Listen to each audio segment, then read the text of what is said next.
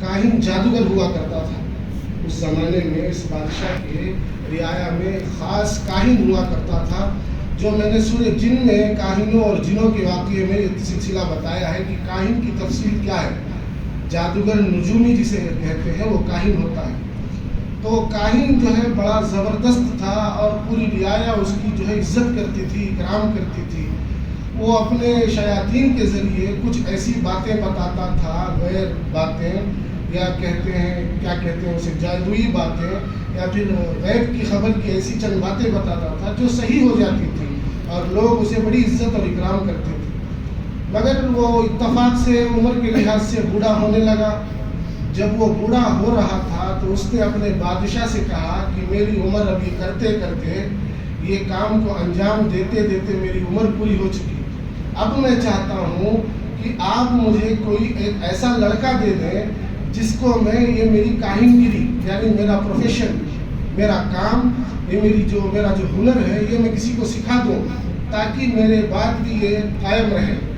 تو رعایا میں سے ایک نوجوان عبادت گزار لڑکے کو چنا گیا۔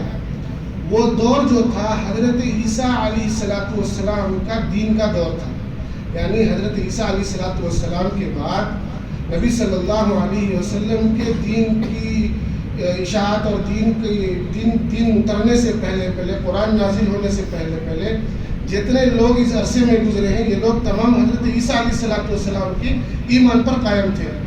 کتابوں میں آتا ہے کہ خود قریش مکہ کے لوگ جو تھے وہ بھی چند لوگ، اور نبی صلی اللہ علیہ وسلم کے خاندان کے لوگ عبد المطلب، ابو طالب وغیرہ، یہ حضرات بھی حضرت عیسیٰ علیہ السلام کے دین پر قائم تھے۔ تو لہٰذا ایک نوجوان کو چنا گیا۔ اس نوجوان کو راہب کے، اس کاہن کے پاس روزانہ بھیجا جایا کرتا تھا تاکہ وہ جائے اور اس کے پاس یہ ہنر سیکھے۔ یہ سلسلہ چلتا رہا، کئی دنوں کئی سالوں تک یہ سلسلہ چلتا رہا۔ مگر ایک دن کیا ہوتا ہے کہ یہ لڑکا جب اپنے گھر سے نکلتا ہے تو راستے میں ایک راہب سے اس کی ملاقات ہوتی ہے۔ راہب کہتے ہیں، جیسا کہ آج کی اگر مثال دی جائے جو چرچ میں، گرجا گھر میں جو پادری ہوتا ہے، پریسٹ ہوتا ہے، اس کو راہب کہتے ہیں۔ تو اس کی ملاقات ایک راہب سے ہوتی ہے، اور راہب کی عبادت اور اس کا چہرہ، اس کا نورانی پن یہ دیکھ کر کے لڑکا متاثر ہو جاتا ہے اور لڑکا اس کے پاس جا کر بیٹھ جاتا ہے۔ آہستہ آہستہ وہ لڑکا جو ہے روزانہ اس راہب کے پاس آنے لگتا ہے۔ تو راہب سے اس کی دوستی ہوتی ہے اور راہب اس کو بتاتا ہے کہ یہ دین مسیح جو ہے یہ نجات کا سبب ہے۔ یہ جو دنیا میں آج دوسرے دین پر چل رہے ہیں، یعنی بتوں کی پرستش ہو رہی ہے، بتوں کی پوجا ہو رہی ہے، دراصل یہ حقیقت میں نجات کا سبب نہیں۔ اللہ کا بھیجا ہوا دین وہی ہے جو حضرت مسیح پر اترا تھا۔ تو یہ سب چیزیں لڑکے کو سمجھاتا ہے، نوجوان کو۔ نوجوان بھی باشعور ہوتا ہے، عقل مند ہوتا ہے، اللہ کی ہدایت بھی ہوتی ہے اس کے ساتھ۔ عقل کا ہو جانا، مال کا ہو جانا، شعور کا ہو جانا یہ ضروری نہیں۔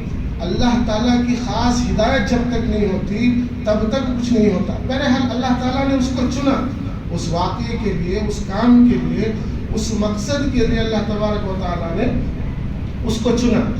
تو اس راہب کے ساتھ جب اس کی دوستی چلتی رہی تو ہوا یہ، علماء فرماتے ہیں اس کی تشریح میں کہ لوگوں کو اللہ والوں کی طرف جانے کا مقصد اس واقعے سے معلوم ہوتا ہے، اللہ کے راستے میں نکلنے کا مقصد اور اس کا نتیجہ اس واقعے سے معلوم ہوتا ہے کہ کسی بزرگ کی اللہ کی راہ کی صحبت کی وجہ سے ایمان پیدا ہوتا ہے، ایمان نور ہوتا ہے، ایمان میں بڑھوتری ہوتی ہے، اللہ کی پہچان معلوم ہوتی ہے، نبی صلی اللہ علیہ وسلم کے طریقے جاننے کو آتے ہیں۔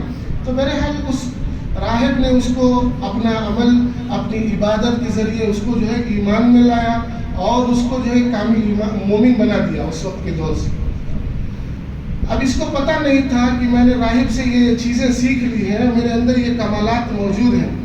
ایک دن کا واقعہ ہے، جب یہ اپنے گھر سے نکلتا ہے تو راستے میں ایک شیر جو ہے لوگوں کو ستاتا ہوا، ڈراتا ہوا روڈ کے بیچ میں کھڑا ہو جاتا ہے۔ ادھر ایک قافلہ تھا جو راستے سے آ رہا تھا، تو ان کو ڈر ہو گیا شیر کو دیکھنے سے، تو شیر کو دیکھتے ہی یہ لوگ رک گئے۔ اور شیر بھی بڑا خونخوار ہوتا ہے، आदमजात की उसको खास लगाव होती है उस चीज़ से, तो ये भी जो है लोगों को रोकते हुए खड़ा हो गया और सता रहा था।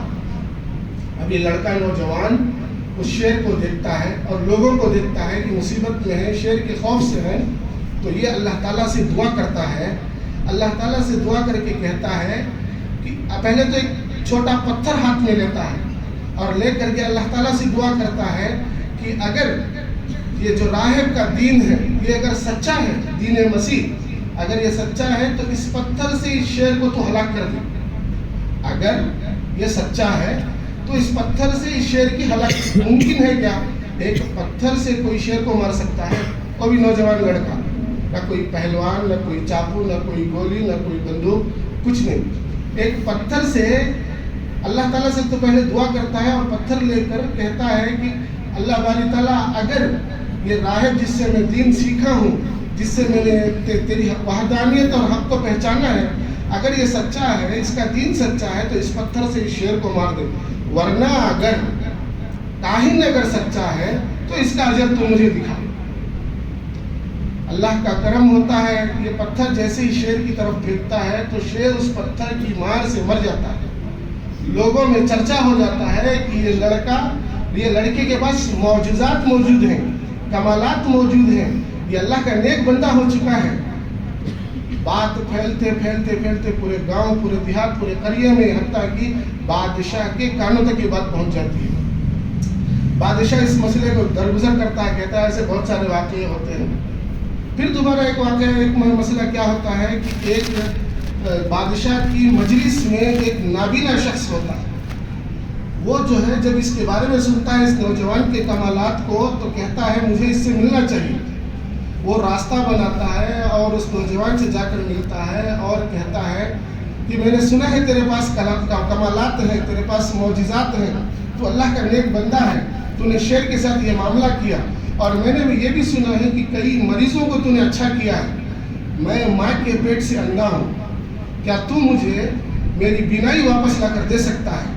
तो उस नौजवान के कलिमात सुने, वो कहता है मेरे हाथ में ऐसी कुछ कमालात नहीं है, मैं सिर्फ अल्लाह से दुआ करता हूँ, अल्लाह बारी ताला उसके हुक्म से जो करते हैं वो हो जाता है। किसी को शिफा मिल जाती है, किसी को मुसीबत से बेड़ा पार हो जाता है। तो लिहाजा वो दुआ की गुजारिश करता है, वो शख्स दुआ की गुजारिश करता है उस बंदे से कि नौजवान जो है दुआ करता है अल्लाह ताला से। दुआ करते ही दुआ ख़त्म होने से पहले पहले उसकी बीनाई उसको अल्लाह ताला दे देता है और वाक़या मशहूर हो जाता है। लोगों में चर्चा ज़ोर हो गया इस लड़के का, तो अब लोग इसके खिलाफ मुखालिफ भी उतर गए और इसके साथ भी उतर गए, यानी कुछ लोग इसकी रहबरी करते हुए ईमान में आ गए और कुछ लोग मुखालिफत पर उतर गए। बादशाह को जब ये दूसरे वाक़या का पता चला, जो शेर का किस्सा था वो तो महल के बाहर का किस्सा था, अब ये महल के अंदर का आदमी ईमान ला चुका है और आंखें भी इसकी आ चुकी है, बीनाई आ चुकी है। अब तो ये किस्सा देखने के लायक रह गया और उस नौजवान को तलब करने के लायक हो गया। लिहाजा पहले उस नाबीने शख्स को जो बीनाई आ चुकी है उसको तलब करता है राजा। बादशाह उस शख्स को तलब करता है जिसकी आंखें वापस आ चुकी हैं और उससे पूछता है क्या तू अंधा सही में था या तेरा कोई ढोंग नाटक था? वो कहता नहीं, मेरे बीनाई नहीं थी, मुझे इस शख्स की दुआ की बदौलत बीनाई मिली है। तो कहता है ठीक है, मैंने सुना है तू मुसलमान हो चुका है, या तो तू ईमान से खारिज हो जा, मुसलमानियत को छोड़ दे, वरना मरने के लिए तैयार हो जा। इनकार करता है वो, जाहिर सी बात है, जिस चीज़ को अल्लाह ताला तोहफे में लपेट कर बिना मांगे दे दे और वो चीज़ मिल गई है, और उसके एवज में क्या वो ईमान छोड़ सकता है? उसने गवारा नहीं किया, उसने मरना पसंद किया, तो इस बादशाह ने उसको कत्ल का हुक्म दे दिया। मर गया बेचारा, मगर दीन से नहीं था। फिर उस काहिन को बुलाया जाता है और उससे भी पूछा जाता है क्या तूने उस लड़के को इस तरीके से तैयार किया कि वो जादूगर बन चुका है? काहिन इनकार करते हुए कहता है मैं कोई जादूगर नहीं हूँ, मैं दीन मसीह का आलिम हूँ, मैंने उसको सिर्फ दीन कामिल सिखाया है जो हजरत मसीह पर नाजिल हुआ था। लिहाजा उसको भी वो मार देता है, उसको भी वो शहीद कर देता है। काहिन भी मर चुका। अब लड़के को तलब करता है और उसको भी धमकी देता है कि तू मेरी बात मान ले, मुर्तद हो जा, ورنہ میں تجھے بھی مار دوں گا جیسے کہ میں نے دونوں کو پہلے مارا ہے۔ لڑکا کہتا ہے موت کا کوئی غم نہیں مگر دین سے ہٹنا گوارا نہیں، مرتد ہونا دین کو چھوڑنا گوارا نہیں، لہٰذا اس کو حکم دیتا ہے اپنے سپاہیوں سے اس کو پہاڑ پر لے جاؤ، اونچائی سے اس کو پھینک دو۔ اس کو جب نوجوان کو پہاڑ پر لے جایا جاتا ہے بادشاہ کے حکم سے، وہاں جانے کے بعد یہ نوجوان پھر اللہ سے دعا کرتا ہے کہ یا باری تعالیٰ ان کے ظلم سے مجھے بچا۔ اللہ کا عذاب ایسے آتا ہے اس پہاڑ پر، پہاڑ لرز جاتا ہے، کانپنے لگتا ہے، پہاڑ پر کھڑے لوگ تمام پہاڑ سے نیچے گر جاتے ہیں، کئی لوگ اس میں مارے جاتے ہیں۔ یہ نوجوان صحیح سلامت واپس پھر بادشاہ کے محل میں آ جاتا ہے اور کہتا ہے آپ نے جن لوگوں کو میرے ساتھ بھیجا وہ تو مجھے مار نہیں سکے مگر میرے خدا نے ان کو مار دیا۔ بادشاہ پریشان ہوتا ہے، پھر لوگوں کو جماتا ہے سپاہیوں کو اور کہتا ہے اس کو ایک کشتی میں سوار کرو، دریا کے بیچے بیچ لے جاؤ اور اس دریا کے بیچے بیچ میں اس کو کشتی سمیت ڈبو دو۔ ایسے ہی اس کی سپاہی اس کو لے جاتے ہیں دریا کے بیچے بیچ میں، بادشاہ کے حکم کے مطابق اس کشتی کو اس کے ساتھ پلٹ دیتے ہیں۔ تو کشتی جیسے پلٹتی ہے اللہ تعالیٰ کی مدد اس سے ہوتی ہے، دعا کرتا ہے اللہ تعالیٰ سے، پھر اللہ تعالیٰ اس کو اس دریا کے بیچے بیچ سے بچا کر پھر واپس بادشاہ کے محل میں پہنچا دیتا ہے۔ جس کا حامی و ناصر خدا ہو، جس کا مددگار خدا ہو، اسے دنیا کی کون سی طاقت مار سکتی ہے؟ پھر بادشاہ دیکھ کر پریشان ہوتا ہے اور کہتا ہے کہ میں کیا کروں جس سے کہ تو مارا جائے؟ وہ کہتا ہے کہ اب اگر لوگوں میں بات سمجھ میں آئے تو اس کے لیے چاہیے کہ بادشاہ کو صحیح بات بتائی جائے تاکہ لوگوں میں بات عام ہو کہ میں کوئی جھوٹا نہیں، میں کوئی جادوگر نہیں۔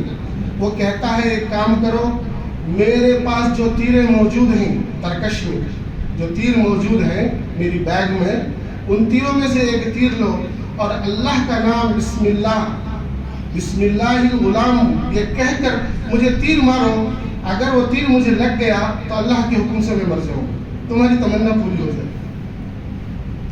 بادشاہ لوگوں کو جماتا ہے، جمع کر کے جیسا نوجوان نے بتایا ایسا کام کرتا ہے، تیر نکالتا ہے، نکال کر کے اس پر وار کرتا ہے۔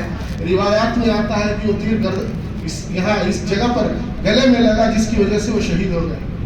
اس کا شہید ہونا تھا، بچے کچے لوگ بھی مسلمان ہو گئے، یہ بھی ایک معجزہ تھا اللہ کی طرف سے۔ بادشاہ کو اور غصہ آیا، اس نے کہا دوسرے لوگوں سے، اپنی رعایا سے، اپنے فوجیوں سے کہ شہر کے بیچوں بیچ ایک خندق کھودو، جس میں اللہ تعالیٰ آیتوں میں فرماتا ہے کہ خندق کھودو اور اس میں آگ دہکاؤ اور جو لوگ ایمان لا چکے ہیں ان سب کو اس خندق میں جلا دو۔ حکم کے مطابق روایتوں میں آتا ہے کہ 10,000 یا 12,000 مسلمانوں کو اس وقت میں ایندھن میں ڈالا گیا، اس خندق میں زندہ جلا دیا گیا۔ اس میں ایک ماں تھی جس کی گود میں چھوٹا کمسن بچہ تھا۔ سب لوگ خوشی سے اپنی مرضی سے اس آگ میں کودنے کے لیے تیار تھے، کیونکہ شہادت کا مرتبہ دین سے پھرنے سے بہتر ہے کہ یہ موت اختیار کرے۔ تو چھوٹا بچہ ماں کے ہاتھ میں ہوتا ہے، ماں گھبراتی ہے بچے کے خاطر کہ میں اس آگ میں کیسے کودوں۔ کم سن نا عمر بچہ کہتا ہے کہ ماں آپ گھبرائیے نہیں، آپ کو تو شہادت کا مرتبہ ملنے والا ہے۔ ماں بچے کو چھوڑ کر اس آگ میں کودتی ہے۔ یہ تمام واقعہ جب دیکھتے ہیں تو لوگوں کو عبرت حاصل ہوتی ہے، مگر کچھ لوگ پھر بھی منافقت پر، بت پرستی پر قائم رہتے ہیں۔ تو اللہ تعالیٰ اس واقعے کے بیچے بیچ میں آگ دہکتی ہوئی آگ کو حکم دیتے ہیں کہ جن لوگوں نے جن لوگوں کی خاطر آگ جلایا تھا یہ آگ ان کو بھی جلا دے۔ مسلمانوں کو جلانے کے لیے جو کافر لوگوں نے آگ لگائی تھی وہ آگ پھر پورے شہر میں گھومتی ہوئی تمام گھروں میں گھس کر کے تمام پورے شہر کو جلا چکی۔ اور یہ جو بادشاہ تھا اس نے جو منظر دیکھا فوراً گھوڑے پر سوار ہوا اور اپنے محل سے باہر نکلا اور بھاگ گیا۔ روایات میں آتا ہے بھاگتے بھاگتے سمندر تک جا پہنچا، سوچا کہ پانی اور آگ کا جب سامنا ہوگا تو آگ تو بجھ جائے گی۔ جیسے ہی سمندر میں گھستا ہے تو اس کا گھوڑا گر جاتا ہے، گھوڑے سے گرتا ہے اور سمندر میں ڈوب کر مر جاتا ہے۔ اللہ کی نصیحت۔ یہ واقعہ سورۃ البروج کے تعلق سے معرف القرآن میں موجود ہے۔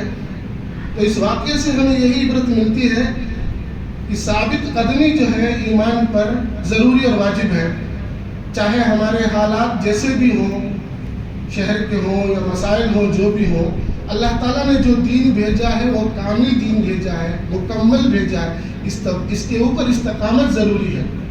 لہٰذا حسب معمول جس طریقے سے تفسیر کا سلسلہ چلتا رہا، میں نے کوشش کی کہ ان چند واقعات آپ کے سامنے رکھ کر کے اس کی تفسیر بتا دوں۔ اللہ تعالیٰ کہنے سننے سے زیادہ عمل کی توفیق عطا فرمائے۔